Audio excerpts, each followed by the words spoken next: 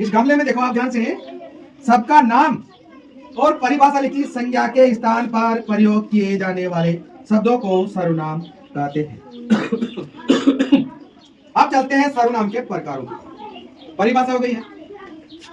इधर से ये जो पंखुड़ी निकली, यहां पर आया निश्चयवाचक सर्वनाम। यहां से इसका दूसरा प्रकार है अनिश्चयवाचक सर्वनाम। तीसरी टहनी निकली पुरुषवाचक सर्वनाम, और पुरुषवाचक सर्वनाम के तीन रूप निकले, मध्यम पुरुषवाचक सर्वनाम और उत्तम पुरुषवाचक सर्वनाम और अन्य पुरुषवाचक सर्वनाम।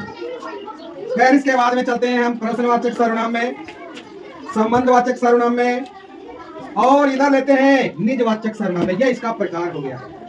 अब चलते हैं हम इनके विवरण के बारे में विस्तार से जाने कि कौन सा सर्वनाम हमें क्या समझाने की कोशिश कर रहा है बच्चों। तो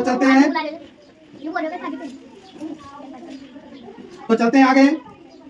जो निश्चयवाचक सर्वनाम है उसके पंक्तियों को ध्यान से देखो, इसमें क्या क्या संदेश दे रहा है हमें। यह, वह, ये, वे, उस, इस, ये शब्द जिससे पता चले तो ये निश्चयवाचक सर्वनाम। पंक्ति इसमें आ जाइए आप। अनिश्चयवाचक में कोई, किसी, कुछ, ये इसके शब्द है। इधर से आ जाइए आप पुरुषवाचक सर्वनाम में। मध्यम पुरुषवाचक सर्वनाम की पंक्तियों को देखिए। तुझे, तुम्हें, आपका, आप, आपको, तेरा। उत्तम पुरुषवाचक सर्वनाम को देखो, इसकी पंक्तियों को देखो। मैं, हम, मेरा, मुझे, हमें, हमारा। अन्य पुरुषवाचक सर्वनाम में देखो, वह, इसका, उन्हें, वे, उसका, इसे, उसे। इधर चलो आप प्रश्नवाचक सर्वनाम में इंस्टॉल कर दो। सर्वनाम की शब्द लिखिए, इसमें पंक्तियों को ध्यान से देखिए। किस को, कौन, किसकी, क्या।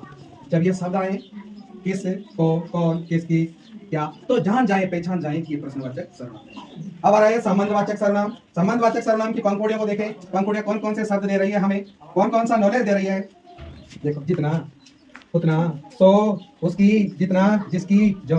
अब आ जाइए लास्ट के अंदर है निजवाचक सर्वनाम। निजवाचक सर्वनाम में देखिए आप, सो इसमें आ रहा है भाई, गलती से उसमें चल गया था। देखते हैं आप, खुद, स्वयं, अपना, थैंक यू, और इतना ही।